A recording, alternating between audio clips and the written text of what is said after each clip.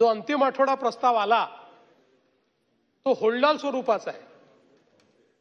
एकही खातं सोडलेलं नाहीये. सगळ्या खात्याचं या ठिकाणी काही ना काही टाकलेलं आहे. मी अनेक वर्ष विरोधी पक्षात राहिल्यामुळे आणि विरोधी पक्षात काम करण्याची सवय असल्यामुळे विरोधी पक्षाला अशी सूचना करतो की खरोखर चर्चा करून न्याय मिळवून घ्यायचा असेल तर किती खात्यांवर आपण चर्चा उपस्थित केली पाहिजे याचं नियोजन केलं पाहिजे. आणि आपल्याला अनेक आयुध पहिलेपासून शेवटपर्यंत असतात. आधी विचार करून वेगवेगळे विषय कुठल्या वेळी कुठल्या आयुधात उचलले पाहिजेत याचंही नियोजन जर केलं तर जयंतराव अधिक इफेक्टिव्हली विरोधी पक्ष म्हणून काम करता येईल. आणि म्हणून मला असं वाटतं की 5 वर्ष तरी ते शक्य नाही.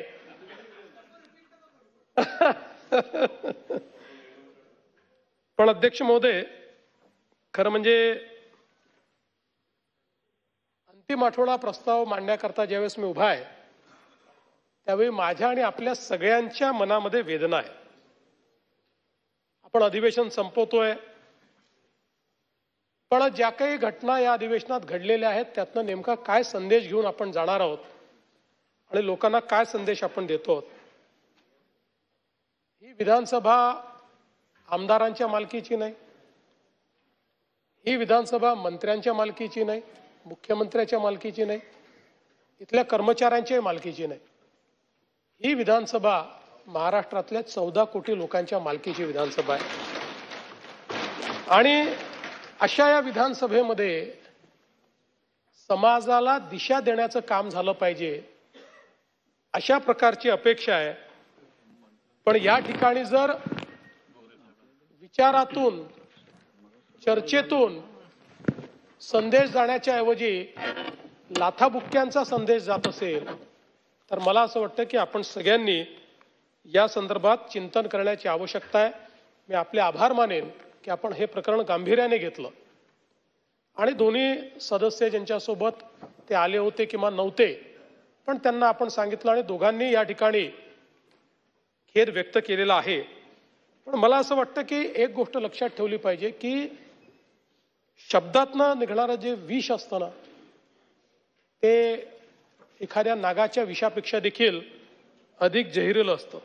आणि म्हणून या ठिकाणी चर्चेचा स्तर, त्या संदर्भात कटुता निर्माण होणार नाही असा प्रयत्न, ठीक आहे, अनेक वेळा प्रसंग येतात, शेवटी आपण माणसं आहोत, राग अनावर होतो, पण तरी देखील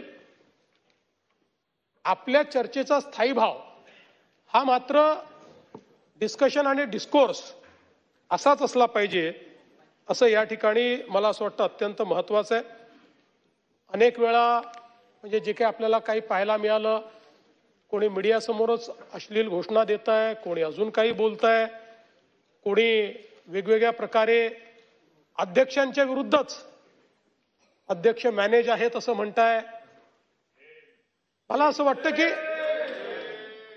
या सभागृहाने एक लक्षात घेतलं पाहिजे, या सभागृहामध्ये 288 सदस्य आहेत. नियमाने या ठिकाणी 45 लक्षवेधी झाल्या पाहिजेत. आपण 45च्या ऐवजी 200 लक्षवेधी करतात. 200 लक्षवेधी केल्या जर तरीही 288 सदस्यांच्या लक्षवेधी लागू शकत नाही. आणि मग अशा परिस्थितीमध्ये जी काही भाषा आपण या ठिकाणी वापरतो ती भाषा काही योग्य नाही आहे. खरं म्हणजे त्रिभाषा सूत्रावर देखील बरीच चर्चा झाली. आता त्यातली तिसरी भाषा कुठल्या वर्गात शिकवायची त्याचा निर्णय समिती करेल. पण मला असं वाटतं की आपल्याला एक त्रिसूत्री तरी या ठिकाणी ठरवावी लागेल निवडून आल्यानंतर, आणि ती म्हणजे संसदीय परंपरांचं पालन, संसदीय भाषेचं पालन आणि सातत्यपूर्ण संवाद. ही त्रिसूत्री जरी आपण पाळली तरी देखील मला असं वाटतं की या ठिकाणी निश्चितपणे आपण त्यातनं एक चांगला संदेश देऊ शकू. आता काल जी मारामारी या ठिकाणी झाली, खरं म्हणजे कोणी कोणाही सोबत कोण येत आहे या संदर्भात काही ना काही त्याच्यावर शिस्त असली पाहिजे. आता आपण जर बघितलं तर या ठिकाणी ऋषी उर्फ सर्जेराव बबन टकले यांच्यावर 6 गुन्हे आहेत आणि नितीन हिंदूराव देशमुख यांच्याविरुद्ध 8 गुन्हे आहेत. मग अशा प्रकारची इतकी गुन्हेगारी ज्यांचं बॅकग्राऊंड आहे अशी मंडळी या ठिकाणी येऊन मारामाऱ्या करतात, हे काही योग्य नाही आहे. त्यामुळे सदस्यांनी देखील थोडं मला असं वाटतं लक्ष दिलं पाहिजे. आणि अध्यक्ष महोदय, आपण जो निर्णय घेतलाय तो योग्य आहे, पण आपण सदा सर्व काळ लोकांकरता सभागृह बंद करू शकत नाही. काही लोकांनी चूक केली म्हणून आपण तो निर्णय करू शकत नाही. म्हणून माझी आपल्याला विनंती आहे, आपण या सभागृहामध्ये खूप चांगले बदल केलेले आहेत. सभागृहाचा चेहरा आपण बदललाय. आता या सभागृहामध्ये पुढचं अधिवेशन हे मार्चमध्येच होणार आहे. या दरम्यान या ठिकाणी योग्य सुरक्षा व्यवस्था उभी करून कुठलाही अभ्यागत येऊ द्या, बिना बिल्ल्याचा तो इथे दिसणार नाही. कारण असंही माझ्या लक्षात आलेलं आहे की अनेक लोक, तुम्ही परवानगी दिलेली नाही, कोणी परवानगी दिली नाही तरी या ठिकाणी आतमध्ये आहेत. हे येतात कसे? आणि म्हणून मला असं वाटतं, मला चिंता यायची नाही, 2-4 लोक आले तर आले, फरक पडत नाही. पण याच्यातल्याच एखाद्याने येऊन जर इथे एखादी आतंकवादी घटना केली तर उद्याला याची जबाबदारी कोण घेणार आहे? आणि म्हणून इथे सुरक्षा व्यवस्थेमध्ये बदल करून आत येणारा जो व्यक्ती असेल, जसं आमदारांना बिल्ला लावून यावा लागतो, आता ठीक आहे, नाही लावला तरी ते ओळखतात, त्यामुळे त्यांचं रिकॉग्निशन आहे. पण त्याच्याकडे कुठलं ना कुठलं ओळखपत्र गळ्यात असलंच पाहिजे. आणि गळ्यात ओळखपत्र नसेल तर सुरक्षा रक्षकांनी त्याला बाहेर काढलं पाहिजे. हे झाल्याशिवाय या ठिकाणी मला असं वाटतं की या गोष्टी आपण निश्चितपणे करू शकणार नाही.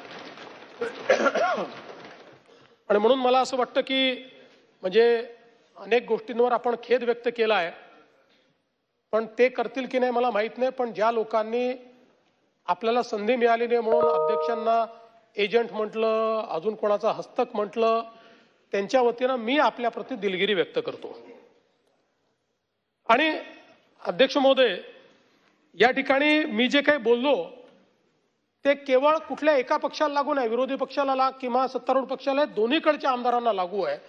याचं कारण आपण जसे वैयक्तिक आहोत तसे एक इन्स्टिट्यूशन म्हणून देखील आपली इमेज आहे.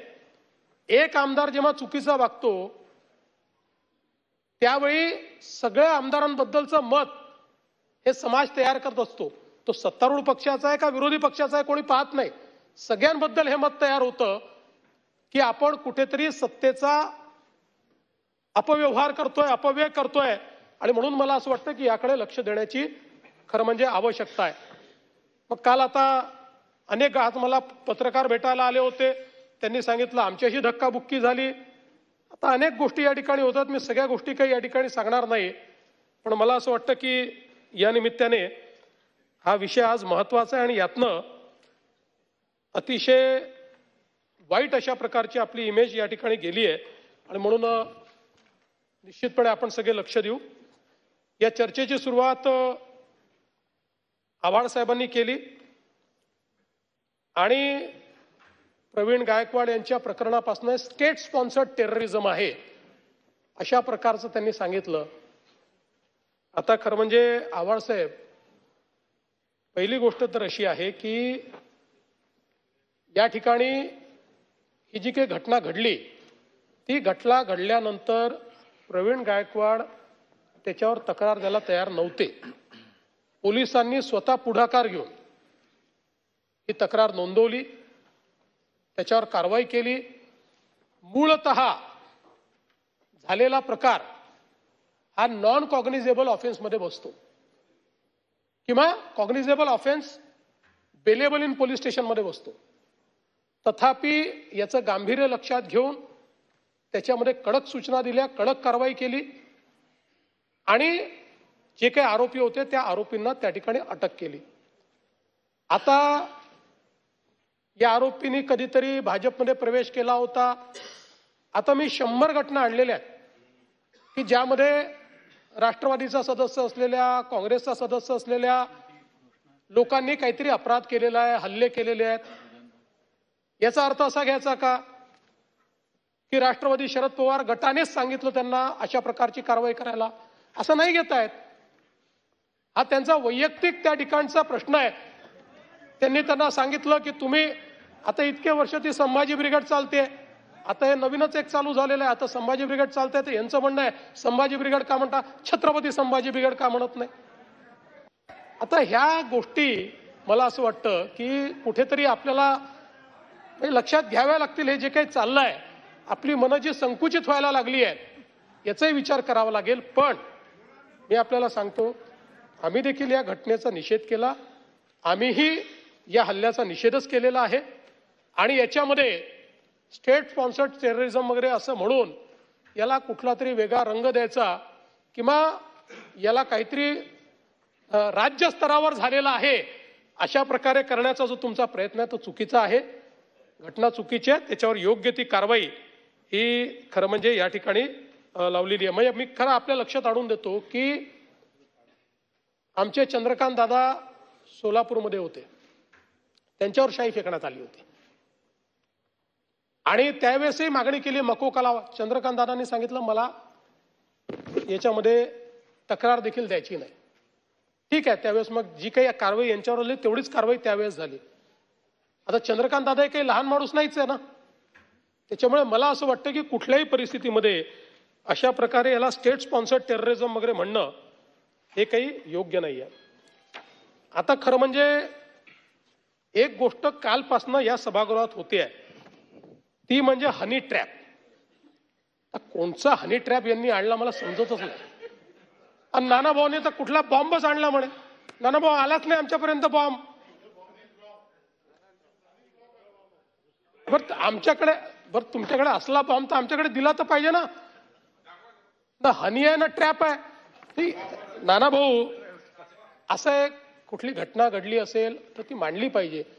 पण माहोल असा क्रिएट होतोय आजी माजी मंत्री, आता सगळे एकमेकाकडे पाहून राहिले. इकडे आजी मंत्री आहे, इकडे माजी मंत्री आहे. हे आजी मंत्री आहे का माजी मंत्री आहे? कोण फसलाय हनी ट्रॅप मध्ये? कुठल्याही आजी माजी मंत्र्याच्या हनी ट्रॅपचं या ठिकाणी तक्रारही नाही, पुरावेही नाही. अशी